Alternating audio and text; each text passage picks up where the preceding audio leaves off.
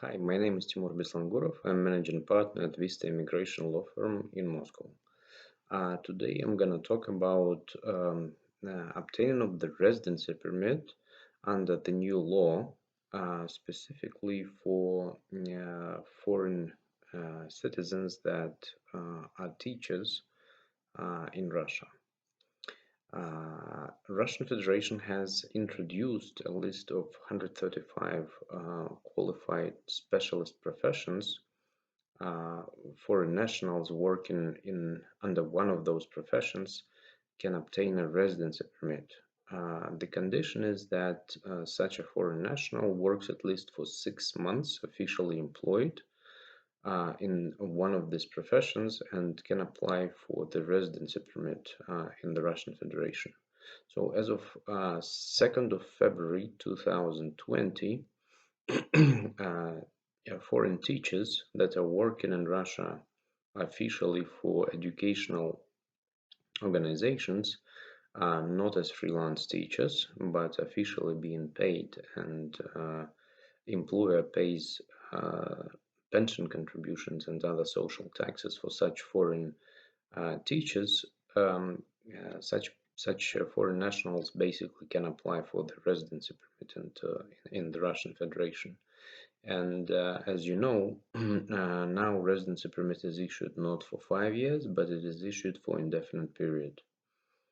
So what is the process and what are the documents in order to apply for the residency permit if you are a teacher working in Russia officially for a school or for the educational institution?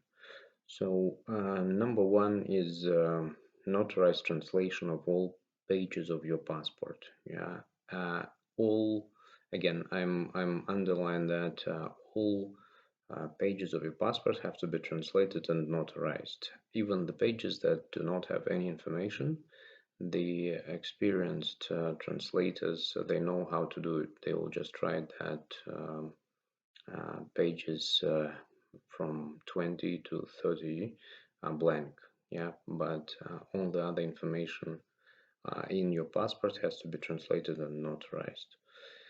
Second document which is required is migration card, the one that you get when entering into the Russian Federation, issued at the border control. Third document is immigration registration and the address where you reside. It is important that the registration itself is and the information there is actually entered into the database of immigration authorities, because sometimes from our experience we know that, for example, immigration registration that have been done by post through a post office and not always are entered by the immigration authorities to the database. It is not basically your mistake, but unfortunately that can be a deal breaker when applying for the residency permit, because they check whether the registration is in the database or not. The next document is police clearance certificate or criminal record check from the country of your citizenship, and such document has to be apostilled, and once it's apostilled, it has to be translated and notarized in Russia.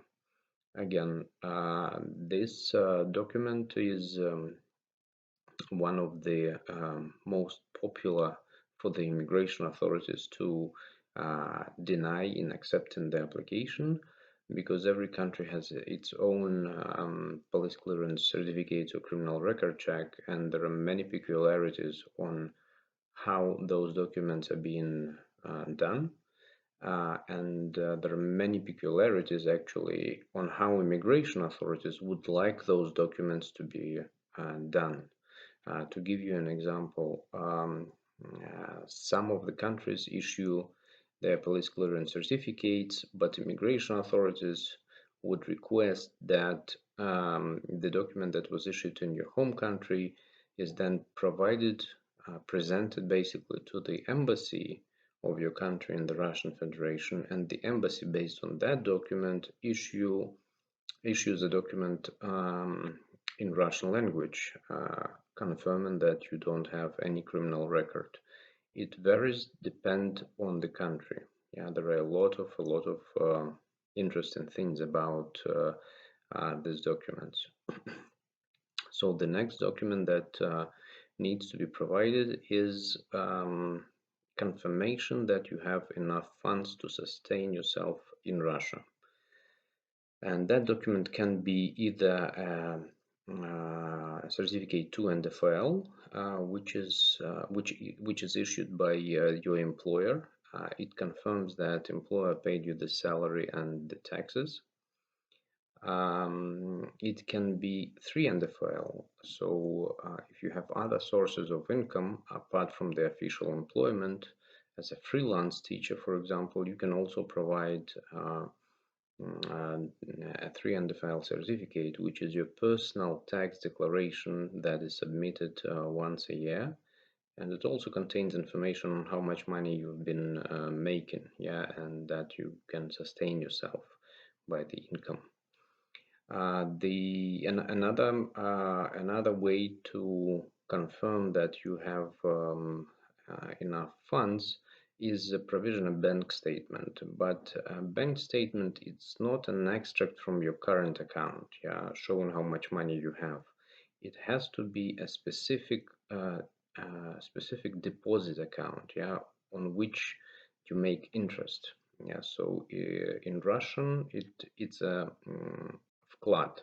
Yeah, so it's a special account called CLAD, and the immigration authorities would be specifically looking in this statement for this specific word, CLAD, and the amount of money that has to be on the deposit account is 140, not less than 140,000 rubles. And once you successfully submit the application, this money can be withdrawn. The next document that you will require is Russian language, history, and law test. It's in the level of this test, it's hard for me as a Russian to say whether it's very hard or whether it's easy.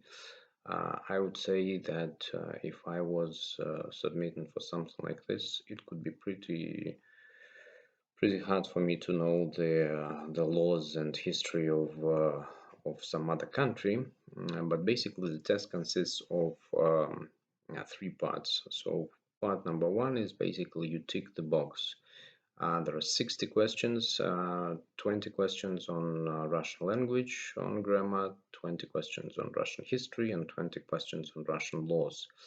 And you basically tick the box out of the variants. So there is a question, then there are 4 variants, and you need to tick the box. It is okay if you make mistakes, obviously. Yeah, it would be very suspicious if you don't make mistakes.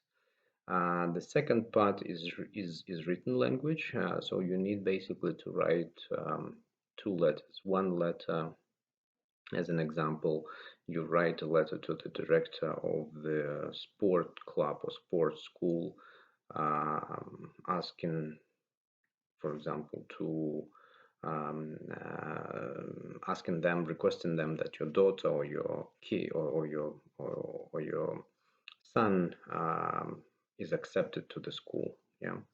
The second letter you write to your friend, telling him that you just have successfully passed a job interview and you are very happy about that, and that this job interview is and that this job you really like that job. Yeah, so that has to be written in Russian language. And the third part of the test is a video conversation, which is videoed on a phone.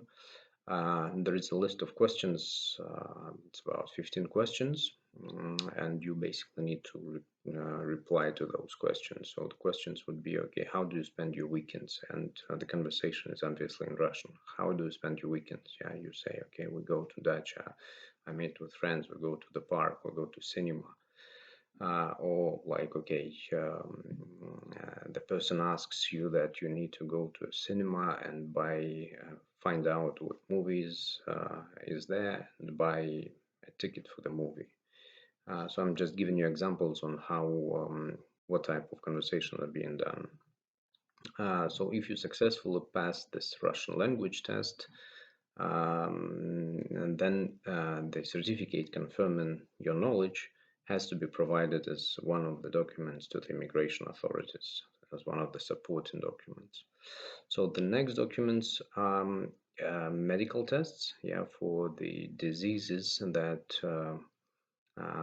it's required that you don't have those diseases: HIV, tuberculosis, Hansen disease, which are done basically in quite a number of medical centers around Moscow. Um, the document, which is basically the ground why teachers or other those special or qualified specialists can apply um, for the residency permit, is a document called Extract from the Pension Fund, which confirms that the employer paid pension contributions for you. But this extract has to be requested not by the employer. This extract is requested by yourself, and it's actually your personal account, your personal information with the pension fund of the Russian Federation, and it shows for how many months and what amounts have been paid as pension contributions. This document is quite easily requested at MFCS, My Documents, or you can go directly to the pension fund subdivision. Other documents that you would need to provide are obviously state duty for payment to obtain the residency permit. It's 5,000 rubles. The labor agreement with your employer, yeah, showing that that you are working officially, and that from the labor agreement, the immigration authorities would see your job title and your salary, yeah, and they will be looking at the job title actually matches to the list of the qualified specialists that have the right to apply for the residency. And then there are four pictures, size 3.5 by 4.5. They should be matted. It's quite a new provision that teachers can apply for their residency permit in Russia, and we are supporting our clients with such applications, and such applications, if properly done, are accepted.